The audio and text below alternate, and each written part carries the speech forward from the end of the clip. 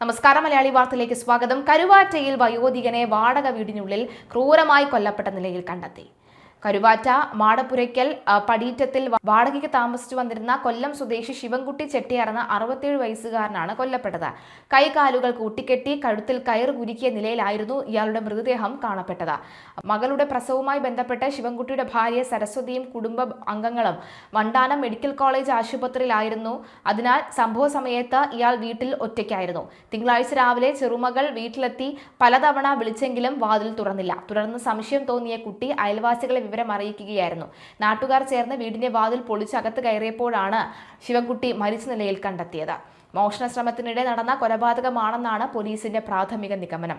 ശിവൻകുട്ടിയുടെ കഴുത്തിലുണ്ടായിരുന്ന മാലയടക്കം ശരീരത്തിലുണ്ടായിരുന്നതും വീടിനുള്ളിൽ സൂക്ഷിച്ചിരുന്നതുമായ 6 പവൻ സ്വർണ്ണാഭരണങ്ങൾ നഷ്ടപ്പെട്ടിട്ടുണ്ട്.